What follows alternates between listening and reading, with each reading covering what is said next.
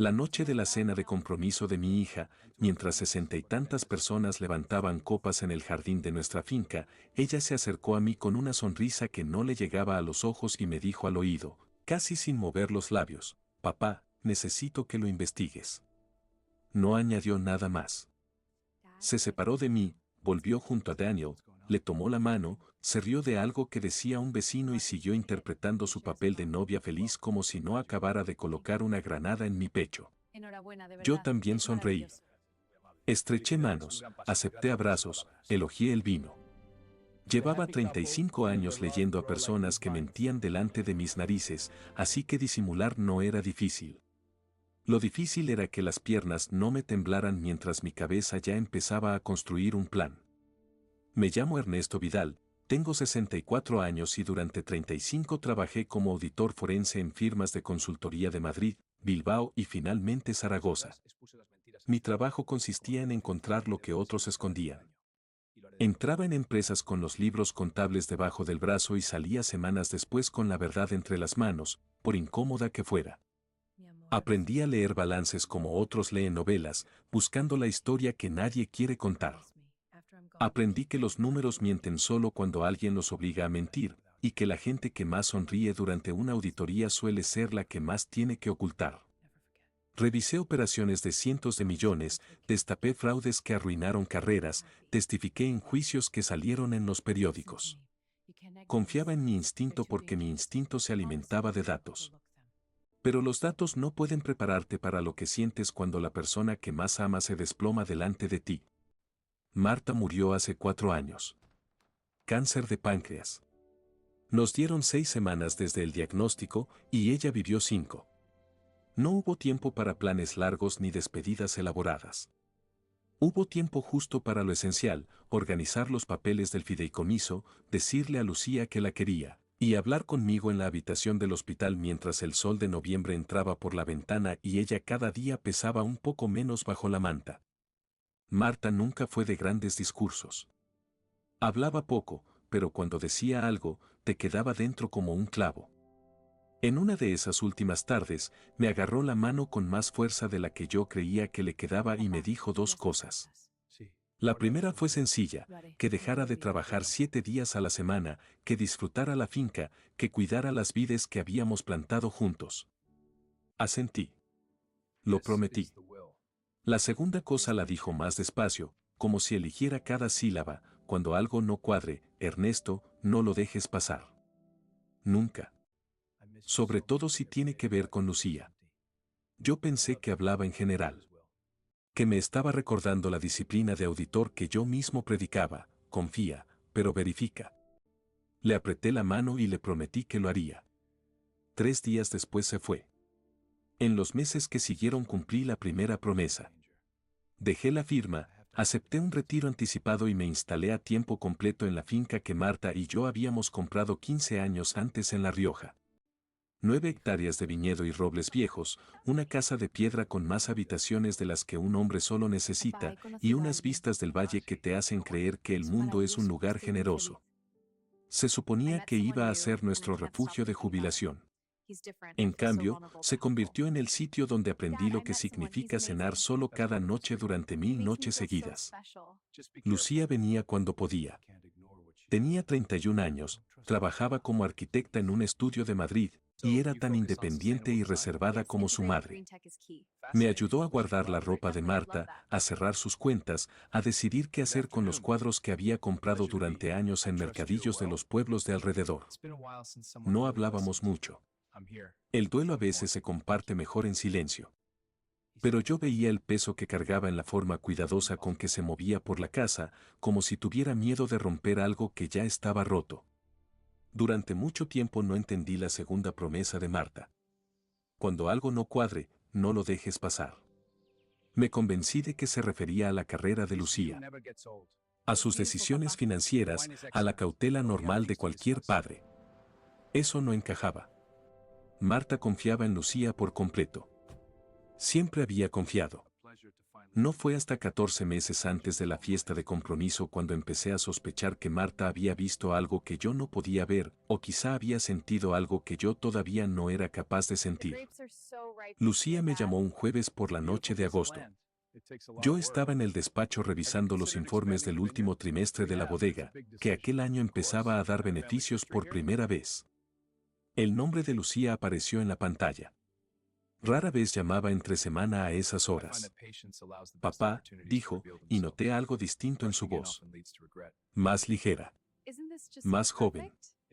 He conocido a alguien. Se llamaba Daniel Estrada. Tenía 40 años. Trabajaba como consultor de comercio internacional, asesorando a empresas españolas que querían expandirse a Latinoamérica. Se habían conocido en una conferencia de diseño y arquitectura sostenible en Madrid.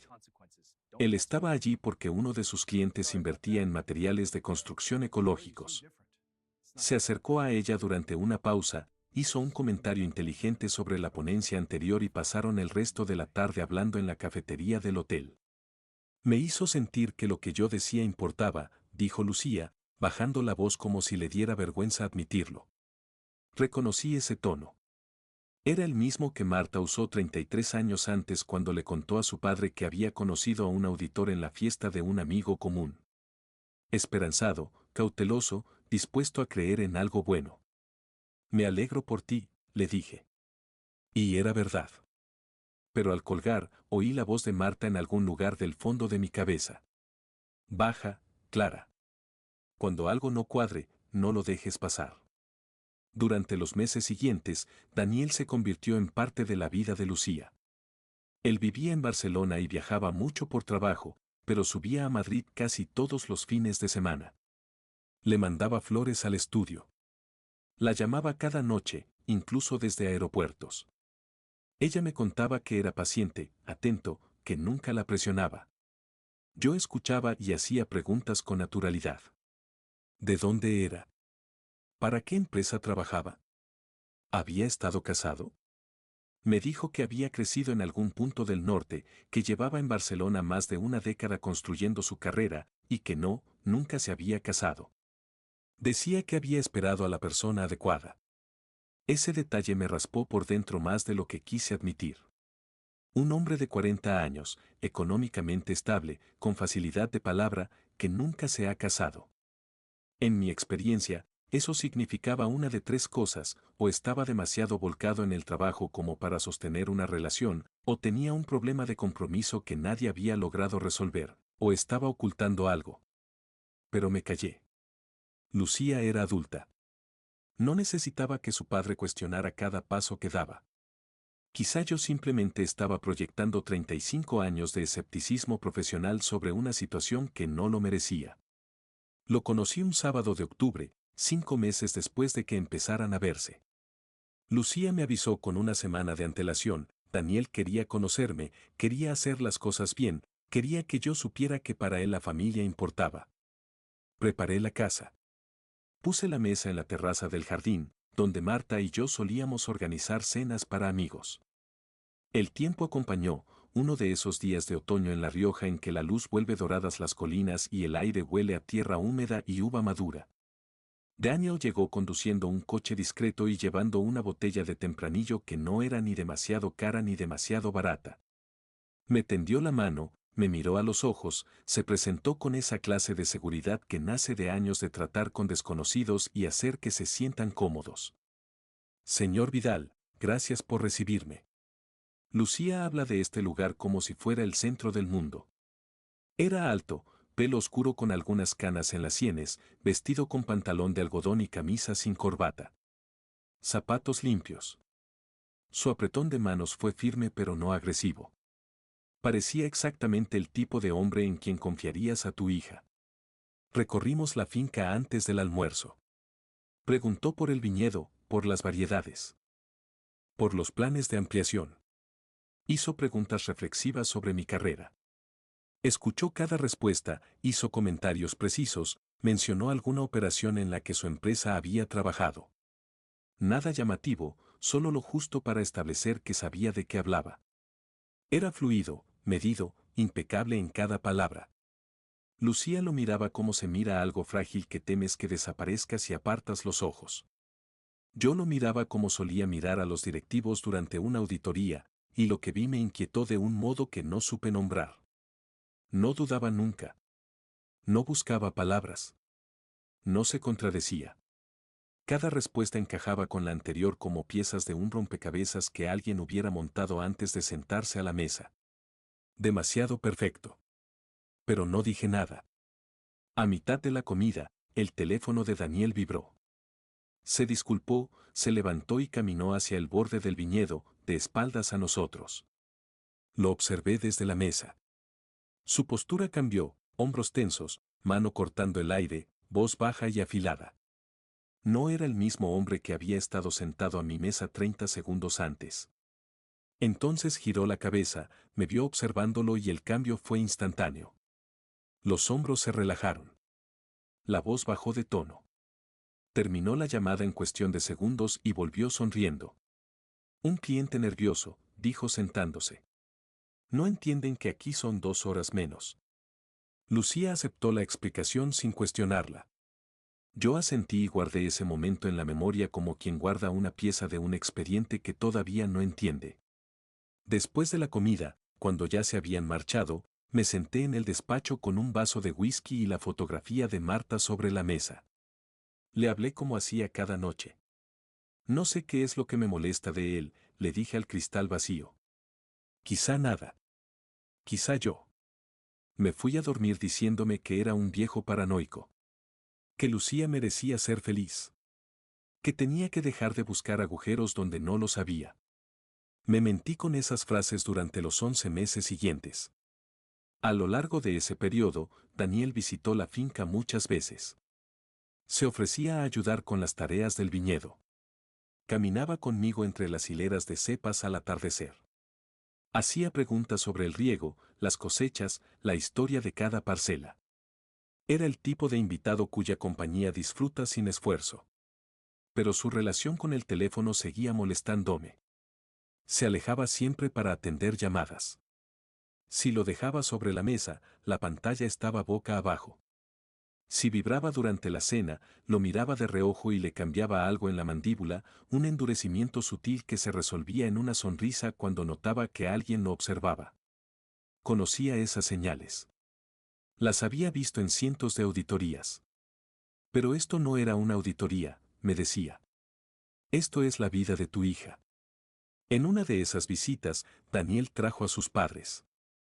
Fernando e Isabel subieron desde Málaga, dijeron, para conocer a la mujer de la que su hijo hablaba cada día.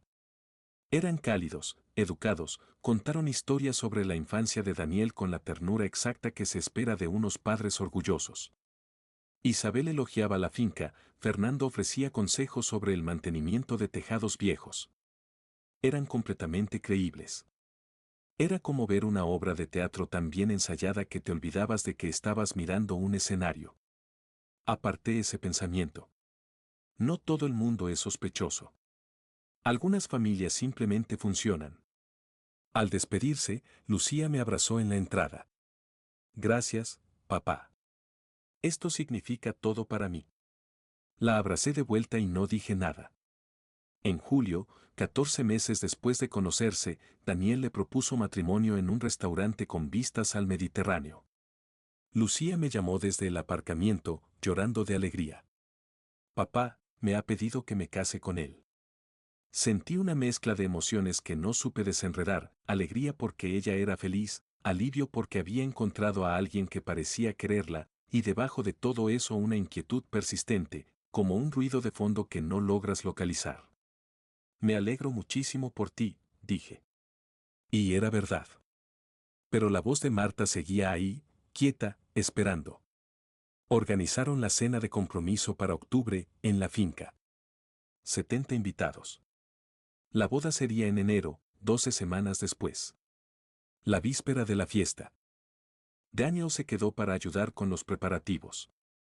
Montamos mesas, probamos el sonido, dispusimos las sillas. Lucía estaba en Madrid con la organizadora. Éramos Daniel y yo solos, trabajando bajo el sol de la tarde. Entré a buscar agua y al volver por el pasillo oí su voz desde la terraza. Estaba al teléfono. Su tono había cambiado por completo. Frío, cortante. Ya te lo he dicho, después de la fiesta cerramos todo. 10 semanas. Todo se mueve después de las firmas. Me detuve en la puerta, sin respirar. Daniel se giró, me vio y su expresión se recompuso en una fracción de segundo. La sonrisa volvió, los hombros se aflojaron. Le tendí la botella de agua. ¿Problemas con algún cliente?, pregunté. Siempre, dijo con ligereza. Alguien entrando en pánico por una operación ya cerrada. Asentí como si le creyera. No le creía. Lo que había oído no sonaba a un consultor gestionando a un inversor nervioso. Sonaba a instrucciones. Sonaba a un calendario. La noche de la fiesta, el jardín brillaba bajo guirnaldas de luces. Daniel estaba en el centro de todo con el brazo alrededor de la cintura de Lucía, sonriendo a los invitados, interpretando el papel de prometido perfecto con la soltura de quien lo ha practicado miles de veces. Yo observaba desde el borde de la terraza con una copa que apenas probaba. Y entonces ella vino hacia mí. Se abrió paso entre la gente, se detuvo a saludar a un vecino, a rellenar una copa, y cuando llegó a donde yo estaba, me agarró del brazo con fuerza y se inclinó hasta que sus labios estuvieron junto a mi oído. Papá, necesito que lo investigues. 4 palabras. Ninguna explicación. Luego se separó, sonrió a un invitado que pasaba y volvió junto a Daniel como si nada hubiera ocurrido. Yo me quedé inmóvil, con 35 años de control emocional impidiéndome cambiar de expresión. Di un sorbo al vino, asentí a alguien que me felicitaba, y dejé que mi cabeza empezara a hacer lo que mejor sabía hacer, desmontar una operación pieza por pieza. A la mañana siguiente le mandé un mensaje antes de que Daniel se despertara. El jardín, sola. Apareció 5 minutos después, descalza, con una chaqueta sobre el pijama, sin haber dormido. Caminamos hasta el muro de piedra del fondo de la propiedad, lo bastante lejos como para que nadie nos oyera. Se detuvo, se cruzó de brazos y me miró con la expresión de su madre, decidida, asustada, lista. Cuéntamelo, dije. Respiró hondo. Había ocurrido 3 semanas antes de la fiesta. Daniel estaba en la ducha. Lucía necesitaba un cargador y abrió el maletín de cuero que él siempre llevaba, el que dejaba junto a la mesilla de noche. Debajo de la carpeta de documentos de trabajo había una carpeta distinta, más gruesa, con una goma elástica. La abrió sin pensar y lo que vio le heló la sangre. Eran fichas detalladas de la familia Vidal. Valoraciones de la finca, 4.200.000. Cuentas de inversión, 8 millones. Fideicomiso familiar, 3.500.000. Valor total estimado de activos líquidos, 15.700.000. Las cifras eran precisas. Alguien había hecho un trabajo minucioso. Había un calendario escrito a mano, 30 días tras la boda, presentar solicitud de cotitularidad fiduciaria. Transferencia en 48 horas. Y una frase subrayada en rojo que hacía imposible cualquier explicación inocente antes de que pueda iniciarse una intervención legal. Me lo contó despacio, con la voz temblando por debajo de una calma forzada. Le pregunté por qué no me lo había dicho antes. Dijo que durante 3 semanas había buscado una explicación que no la destruyera. Que quizá era planificación financiera para la pareja. Que quizá su abogado le había pedido esos datos. Pero la frase subrayada no dejaba espacio para la inocencia. Y entonces llegó la fiesta de compromiso. Ella me vio observar a Daniel, me vio hacer preguntas con cuidado, me vio estudiarlo cuando él creía que nadie miraba. Y supo que yo también había visto algo. Hiciste bien en decírmelo, le dije con firmeza. No estás loca. Viste exactamente lo que crees que viste. Me miró con los ojos enrojecidos. ¿Y ahora qué hacemos? ¿Lo enfrentamos? No, respondí. Todavía no. Si es lo que parece, enfrentarlo sin pruebas solo hará que desaparezca. Se irá, borrará sus huellas y le hará esto a otra persona. Necesitamos saber quién es, qué ha hecho antes, y necesitamos pruebas que se sostengan delante de un juez. Lucía asintió despacio. Ya llevaba 3 semanas actuando. Podía seguir un poco más. Esa misma mañana hice 2 llamadas. La primera fue a Carmen Reyes, nuestra abogada de familia desde hacía 20 años. Le planteé un escenario hipotético. Carmen me conocía lo bastante bien como para saber que yo no hacía preguntas hipotéticas. Cuando terminé de explicar, guardó silencio un momento largo. Luego habló con voz clínica: si Lucía, como única fiduciaria del fideicomiso, añadía a su marido como cotitular tras la boda, los fondos podrían transferirse en 48 a 72 horas. El banco no lo bloquearía. Los movimientos parecerían legítimos. Para cuando alguien reaccionara, el dinero ya no estaría. 3 documentos, Ernesto. Una modificación del fideicomiso, una autorización de cotitularidad y el certificado de matrimonio. Eso es todo lo que hace falta para vaciar 15 millones en 3 días. Le conté lo de los documentos que Lucía había encontrado. Carmen no me interrumpió. Cuando terminé, dijo en voz muy baja: quiero destruirlo. Era la primera vez que le oía usar ese tono. La segunda llamada fue a Héctor Salas. Lo conocía desde hacía 12 años, cuando aún trabajaba en la Brigada de Delincuencia Económica de la Policía Nacional. Desde entonces se había establecido como investigador privado, discreto, minucioso, con una reputación impecable. Héctor, necesito una investigación completa. Todo lo que puedas encontrar. Tengo una semana. Le di lo que tenía: Daniel Estrada, 40 años, consultor de comercio internacional con base en Barcelona, dice que creció en el norte, nunca casado, limpio en la superficie. ¿Cuál es tu instinto?, preguntó Héctor. Que ese hombre no existe, respondí. Los siguientes 6 días fueron los más largos de mi vida. Sabía esperar. 35 años de auditoría me habían enseñado que la paciencia es la herramienta más poderosa del investigador. Pero esto no era un expediente. Era mi hija. Y cada mañana, a las 3, me despertaba mirando el techo, repasando cada sonrisa que Lucía le había dedicado a un hombre que quizá estaba planeando arruinarla. Mientras tanto, hice lo que cualquier padre con acceso a Internet habría hecho. Busqué a Daniel Estrada por todas partes. Su página profesional era limpia, pulida, apropiadamente modesta.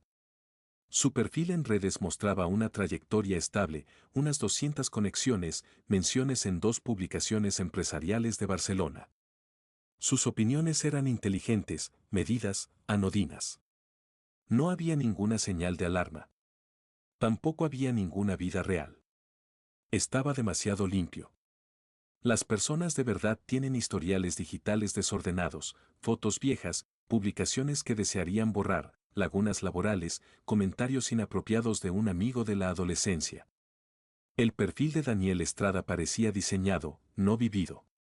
Era como si alguien hubiera construido una identidad en vez de tener una.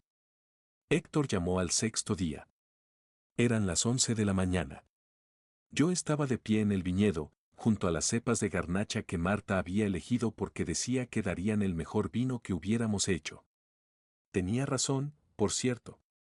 Ernesto, siéntate, dijo Héctor.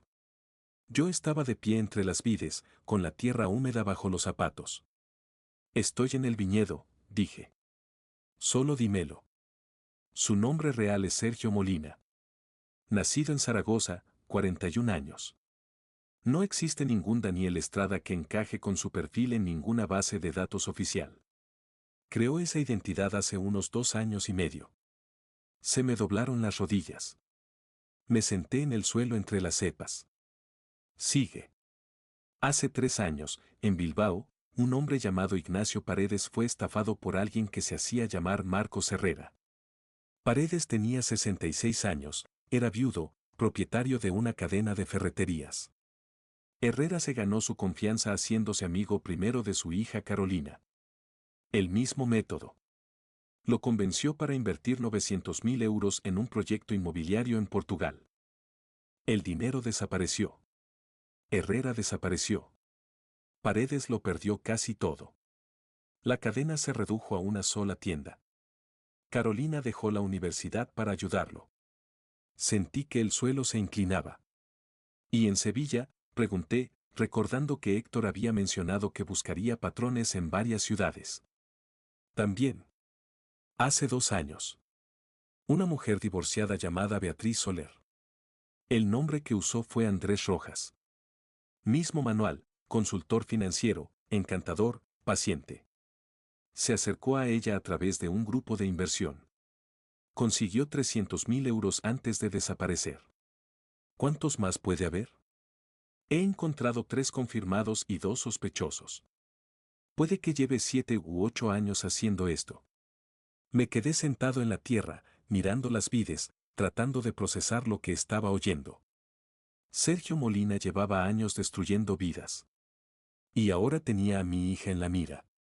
Pero había más. Héctor continuó, no trabaja solo. He rastreado pagos a una empresa pantalla, una tal Estrada Durán Consulting, registrada en Andorra. La copropietaria se llama Mónica Durán, 44 años, antigua asistente jurídica en un bufete de Barcelona especializado en derecho fiduciario.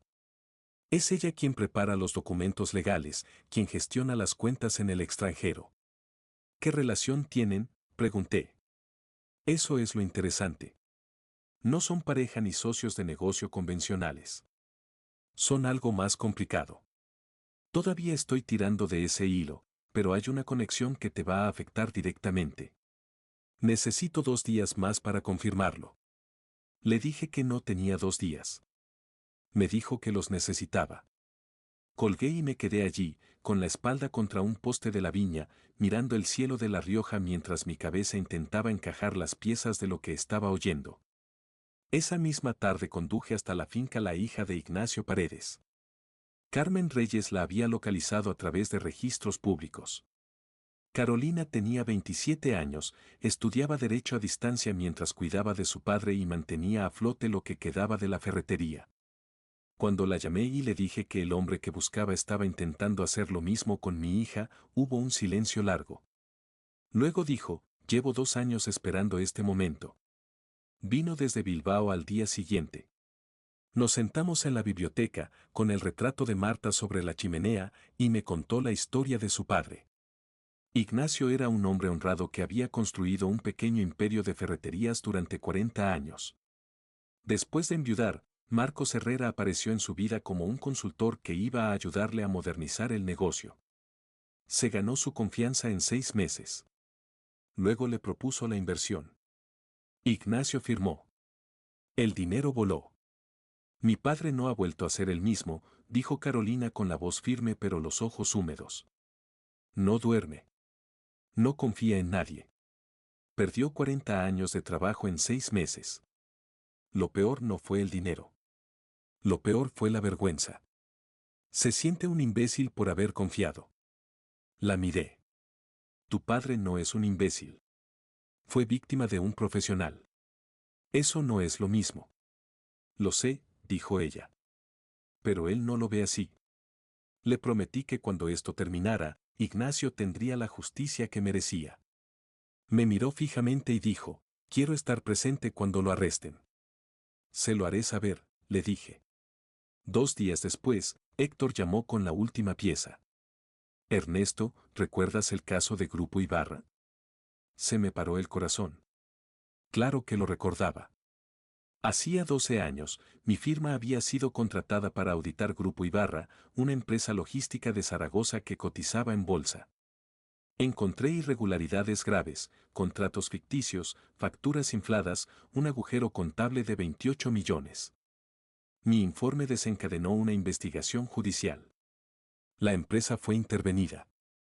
200 personas perdieron su empleo. Los directivos fueron procesados. Fue un caso limpio, necesario, correcto. Pero las consecuencias fueron devastadoras para mucha gente que no tenía culpa de nada. Teresa Molina, dijo Héctor. Trabajaba en el departamento de administración de Grupo Ibarra. Llevaba allí 17 años. Cuando la empresa cayó, perdió su empleo. Tenía sus ahorros invertidos en acciones de la compañía, como muchos empleados. Lo perdió todo. Su salud empeoró. Murió 4 años después, de un infarto, con 58 años. Cerré los ojos. Era la madre de Sergio. Sí. Y Mónica Durán.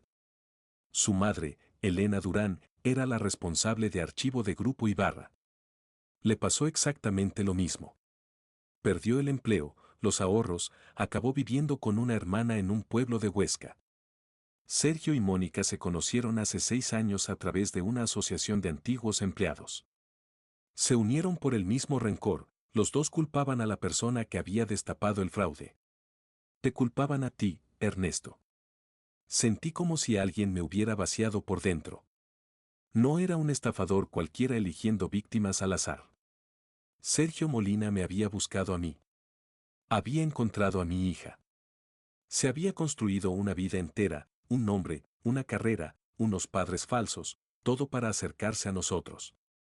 Para quitarme lo que yo, en su cabeza, le había quitado a él. Es venganza, dije en voz baja. Pura venganza personal. Sí.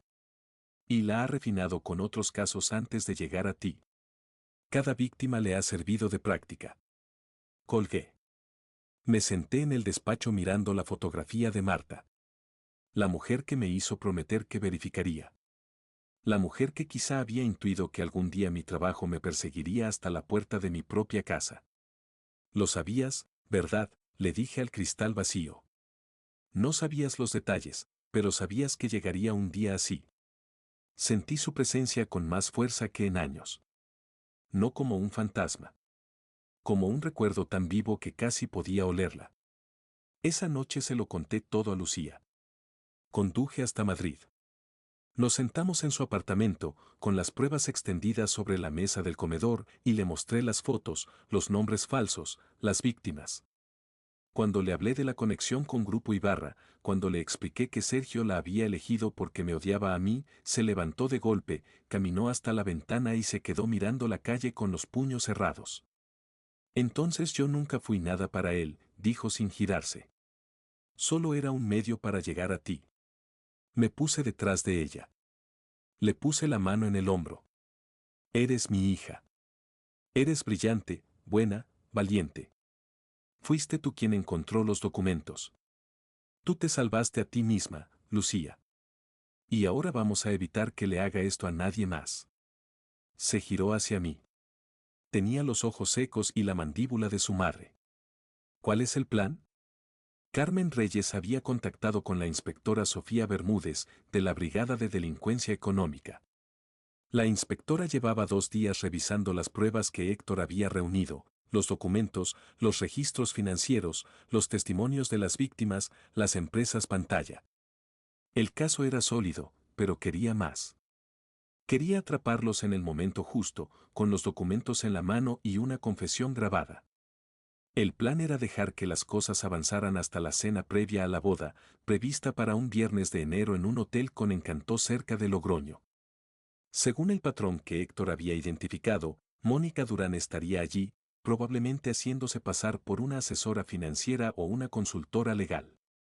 Traería los documentos que necesitaban que Lucía firmara. Yo llevaría un dispositivo de grabación oculto. Cuando tuviéramos una confesión limpia, le enviaría un mensaje a la inspectora. Una palabra, ahora. Las semanas que siguieron fueron las más difíciles que he vivido. Lucía volvió a Madrid, volvió a su vida, volvió a interpretar el papel de novia ilusionada. Hablaba con Daniel cada noche. Le decía que lo quería. Dejaba que la besara, que la abrazara, que la llamara mi vida. Cada mañana me mandaba un mensaje, sigo aquí. Sigo aguantando.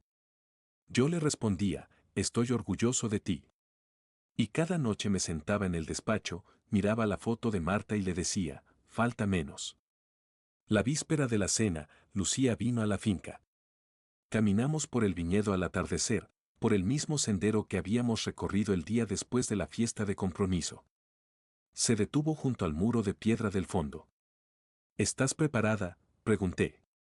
Llevo semanas preparada, dijo. Su voz era firme, pero le temblaban las manos. Semanas fingiendo que no sé nada. Semanas dejando que me toque, que me diga que me quiere. Que hable de nuestro futuro como si existiera. Todo falso. Todo calculado. Me miró. Cuando esto termine, papá, ¿crees que podré volver a confiar en alguien? La abracé. Sí. Te lo prometo. El hotel estaba en un edificio de piedra del siglo XVIII, rodeado de viñedos dormidos bajo el frío de enero. Llegué a mediodía, 6 horas antes de la cena. Me reuní con Héctor en el vestíbulo. Me dio un dispositivo del tamaño de un mechero. Ya está grabando, dijo. Todo lo que oigas, lo oye la inspectora. Lo guardé en el bolsillo interior de la chaqueta y sentí su peso sobre el corazón. La inspectora Bermúdez estaba en una furgoneta aparcada detrás del hotel. 2 agentes más esperaban en habitaciones contiguas. Todo estaba en su sitio. A las 7:42 invitados llenaban el comedor privado. Ventanales altos enmarcaban la oscuridad invernal del valle. Se sirvió vino de la finca Vidal, la misma garnacha que Marta había plantado. Daniel llegó impecable, besó a Lucía, saludó a todos con esa sonrisa que yo había aprendido a odiar. Durante la cena hizo un brindis.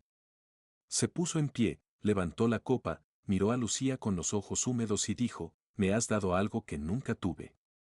Un hogar. Una familia de verdad. Prometo cuidar de ti, proteger lo que hemos construido, estar a tu lado siempre. La sala aplaudió. Lucía sonrió. Yo me quedé sentado, pensando, estás prometiendo proteger lo que planeas robar.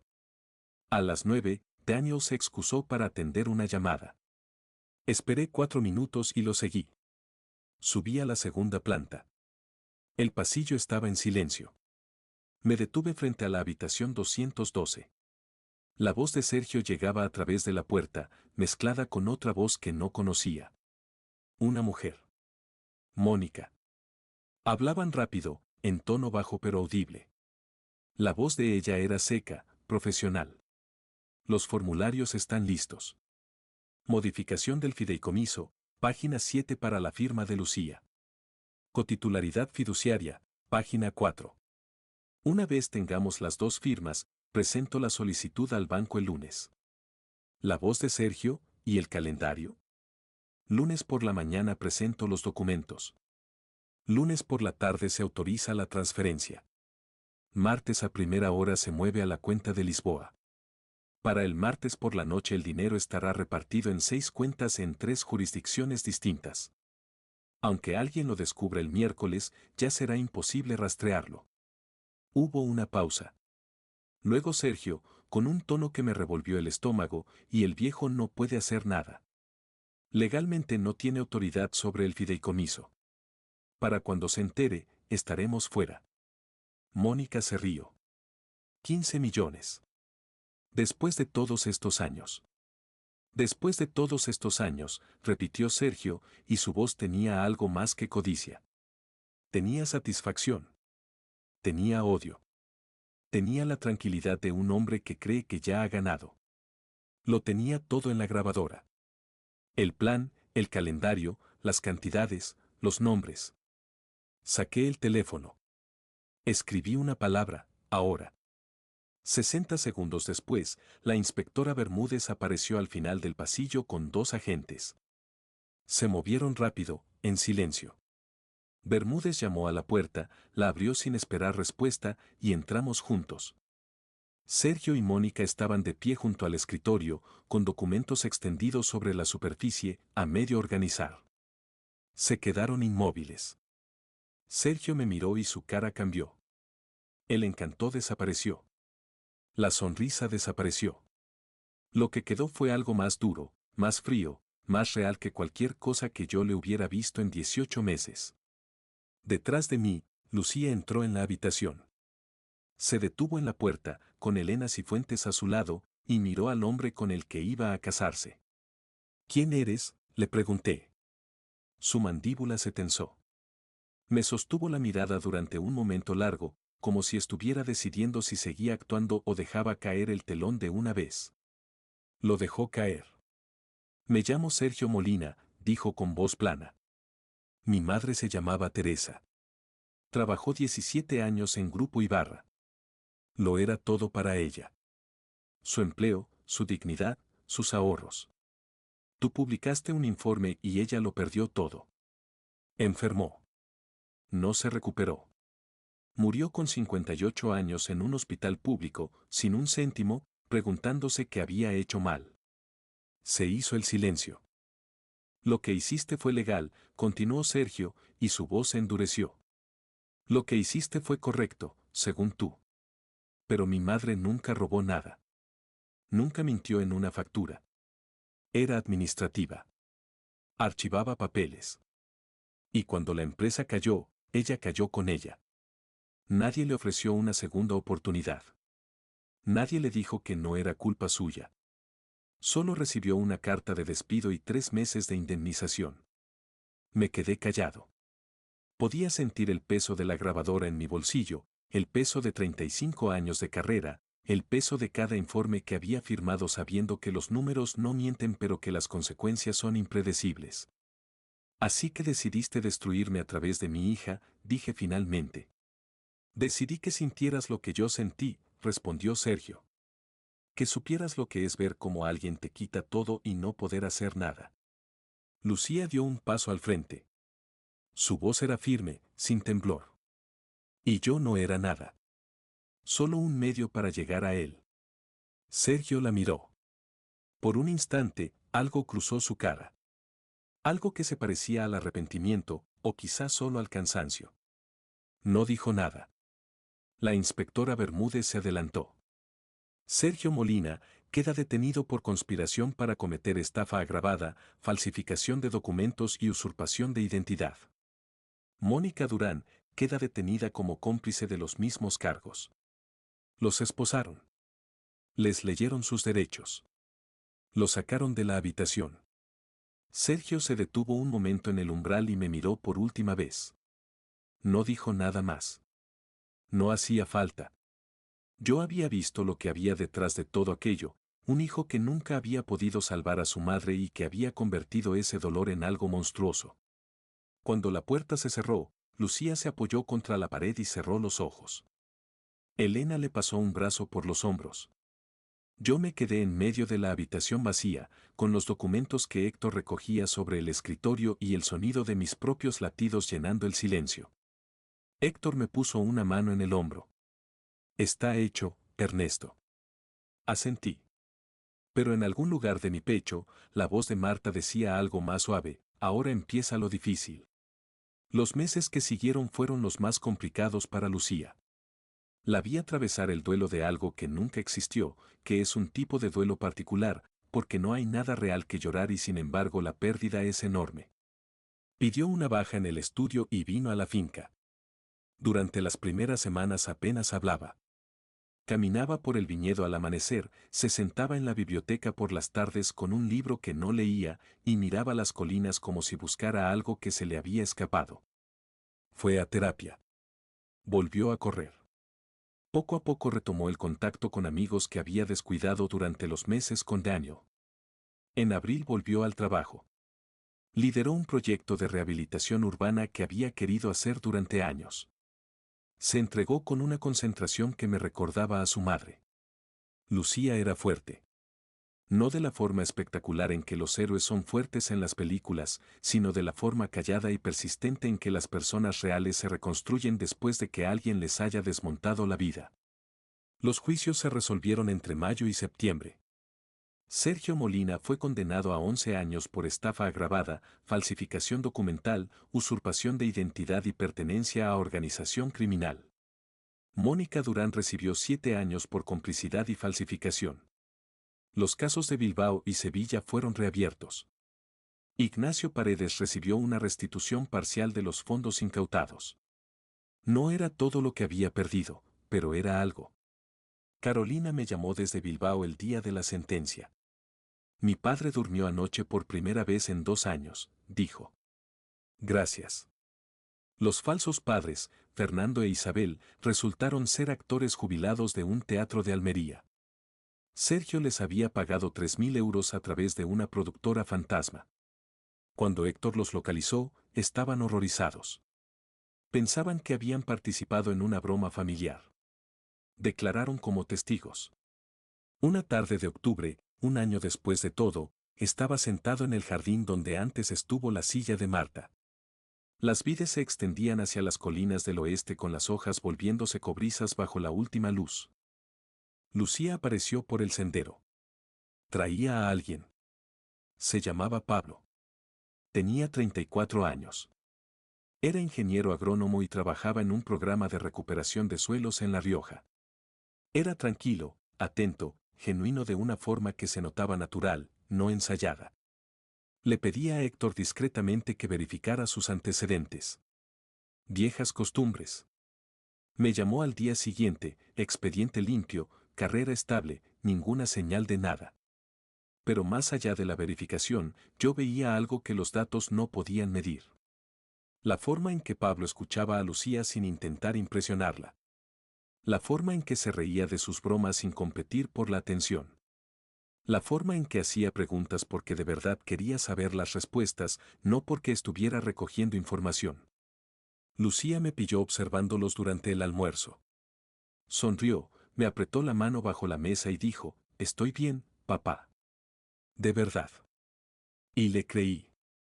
Esa noche, cuando ya se habían ido, caminé solo por el viñedo. Me senté en el muro de piedra del fondo, el mismo donde Lucía me contó la verdad, el mismo donde empezó todo. La luz se iba.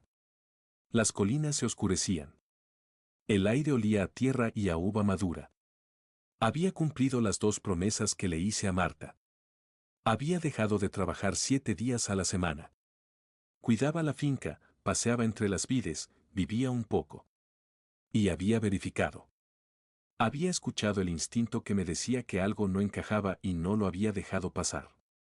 No cuando habría sido más fácil callarse. No cuando habría sido más cómodo convencerme de que estaba siendo paranoico. No cuando lo único que quería en el mundo era que mi hija fuera feliz y dejar de preocuparme. Marta no me estaba pidiendo que desconfiara de todo. Me estaba pidiendo que prestara atención. Que el amor no fuera ciego.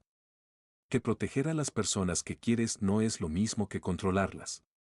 Es mirar con claridad, incluso cuando lo que ves te da miedo.